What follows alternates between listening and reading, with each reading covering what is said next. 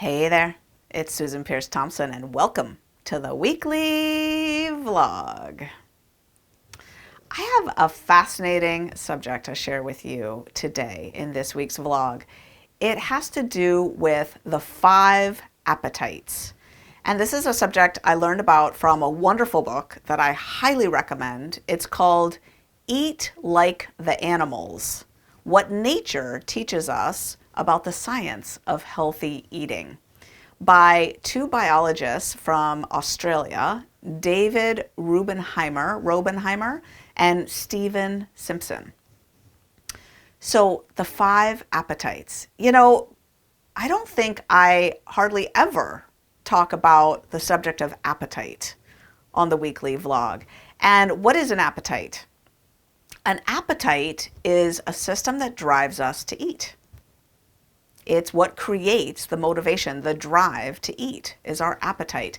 And I think we usually think about appetite as singular, but it turns out appetite is not singular. We don't just have one appetite. We have exactly, only and precisely, 5 distinct appetites.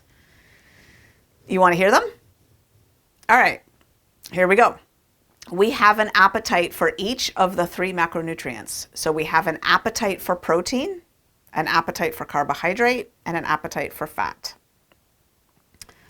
We also have an appetite for salt, and we have an appetite for calcium. Those are the 5 appetites. Now, they discovered this through their research, both on humans and animals. The book goes into this in a lot of detail. It's truly fascinating. But what are the implications? What are the implications? I want to share with you 3 distinct implications for you and your bright line eating journey. 4, actually. 4. First of all, salt. Salt is a separate appetite. Salt, sodium chloride, NaCl, is absolutely essential for nervous system functioning. Those ions are required for basic functioning. And what I want to say is, if you've stopped eating processed foods, if you're only eating whole, real foods, it is my opinion as a neuroscientist that you must be supplementing your food with salt. To eliminate salt from your diet is absolutely not healthy or wise.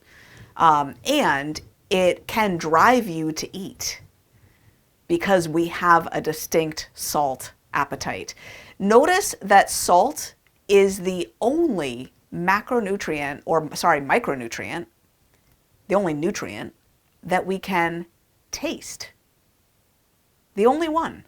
We have a whole set of taste buds dedicated to making sure that we can detect salt. And the preference for salt is absolutely wired in.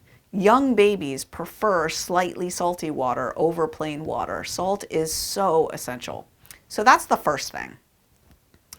The second thing is we have only those 5 appetites.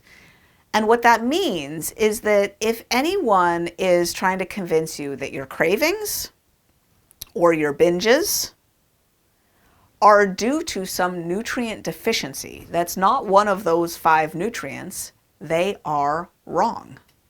They are wrong. We do not have a magnesium appetite, so it is not possible that your craving for chocolate is caused by a magnesium deficiency. We don't have an iron appetite, so it's not possible that you're craving meat because you're deficient in iron. We only have 5 appetites. So that's just helpful to know, right? Your cravings are not coming from there, unless it's protein, carbohydrate, fat, salt, or calcium, right? Those are the 5 appetites. So that's just helpful to know. And there are independent studies showing that, like taking people and saying, what are you craving? What are you binging on? And then measuring their blood and going, oh yeah, people who are deficient in this aren't craving that, and there's no correlation whatsoever. So there's independent verification of that. So that's interesting. That's helpful. So the last 2 things I want to share here have really big implications on your bright line eating journey and just the way you eat. One is that if you're trying to do keto, If you're trying to reduce your grams of carbohydrates down to very, very small numbers, you are likely to binge on carbohydrate-rich foods and probably not carrots. And so I do not think that long-term a ketogenic diet is a wise thing, given that we have an independent appetite for carbohydrates.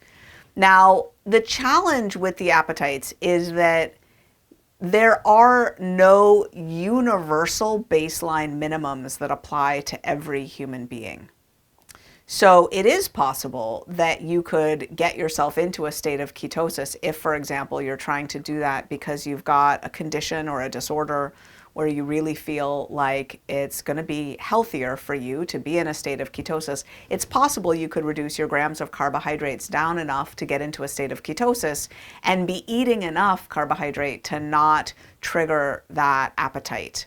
Each person is going to vary on that. Every person is unique and distinct in terms of their baseline minimums. But I guarantee you, you have an appetite for carbohydrate. And if you're not getting your carbohydrates from apples and from carrots and from oatmeal and from all sorts of fruits and vegetables healthfully, naturally, odds are you're going to break out sideways and, go grab some foods that you don't want to be eating, right?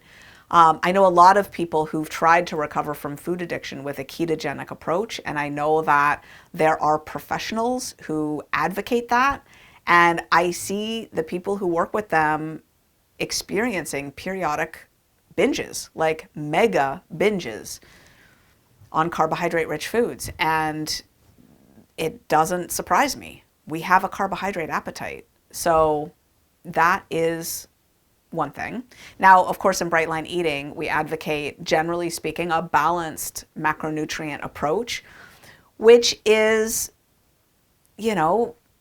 in line with what we know about the 5 appetites, right? You want to be eating enough proteins, carbohydrates, and fats every day in a balanced way. It makes sense. Restricting one macronutrient artificially isn't in line with what the science teaches us about how to eat healthfully. So the last thing I want to share is really critical, and that is that one of those 5 appetites is more dominant than the others, and it's the protein appetite.